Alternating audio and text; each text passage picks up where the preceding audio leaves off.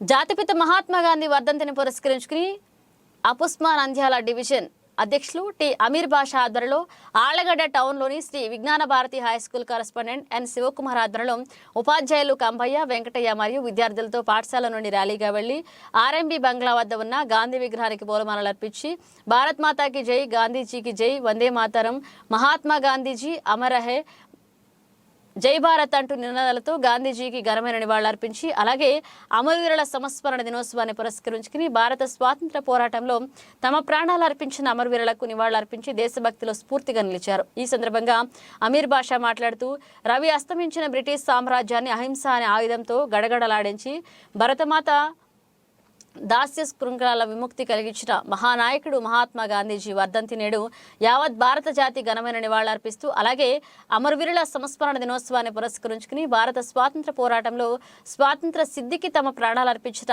అమరవీరులు ఘనమైన నివాళులర్పిస్తూ వారి ఆశయాల సాధన కోసం విద్యార్థులు నడవాలని కోరారు. బ్రిటిష్ సామ్రాజ్యాన్ని గడగడలాడించి అహింసాని ఆయుధంతో గడగడలాడించి భరతమాత దాస విముక్తికై కలిగినటువంటి మహానాయకుడు మహాత్మా గాంధీజీ వర్ధంతిని నేడు జరుపు సందర్భంగా విజ్ఞాన భారతి హై స్కూల్ విద్యార్థులతో గాంధీ విగ్రహం వద్ద ఘనమైన నివాళి అర్పించినటువంటి సందర్భం ఇది. అలాగే గాంధీజీ వర్ధంతిని పురస్కరించుకొని స్వాతంత్రంలో పాల్గొనే అమరవీరులకు అందరికీ కూడా ఈరోజు మనం నివాళి అర్పిస్తున్నాం. ఘనమైన నివాళి.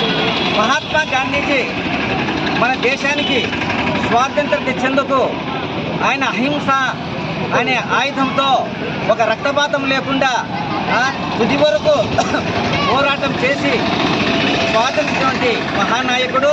అలాగే సత్యము అహింస అనే ఆయుధాలు ఆయనవి.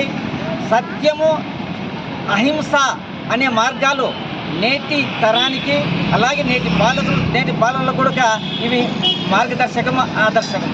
అలాగే గాంధీజీ జీవిత చరిత్ర యావత్ విద్యార్థులకు కూడా ఆదర్శం. ఎందుకంటే ఈరోజు ప్రపంచం అంతా కూడా గాంధీజీ యొక్క క్రమశిక్షణ అయితేనేమి, అహింస అయితేనేమి, సత్యాగ్రహం అయితేనేమి, ఆయనటువంటి సిద్ధాంతాలను కూడా ఈరోజు ప్రపంచం అంతా కూడా గౌరవిస్తూ ఉంది. ఎందుకంటే అంతటి మనం ఆయన యొక్క సిద్ధాంతాలను ఆచరణ చేసేటువంటి మహానాయకుడు గాంధీజీ.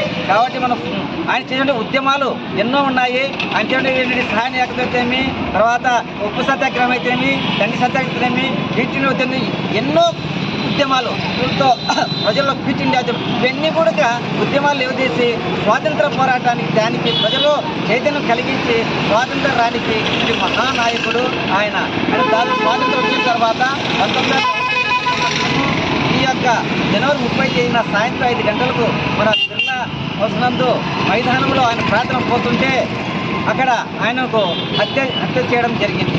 కాబట్టి మనం ఆయన చనిపోయినకి సంవత్సరానికి ఆయన కేవలం 75 సంవత్సరాలు. అటువంటి మహనీయుని ఈరోజు మనం స్మరించుకుంటూ యావత్ స్వాతంత్ర పోరాటంలో పాల్గొన్న వాళ్ళకందరికీ కూడా మనం ఘనమైన నివాళులు అర్పిస్తున్నాం.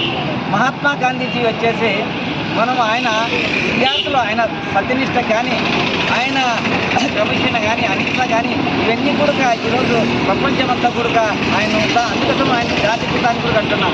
కాబట్టి ఈ సందర్భంగా విద్యార్థులందరికీ కూడా మనం యొక్క గాంధీజీ సిద్ధాంతాలను మనం అందరం కూడా ఆయన ఆచరించబట్టే మన జీవితానికి కొత్త మార్గం ఉంటుందని నాకు అవకాశం ఇచ్చినామని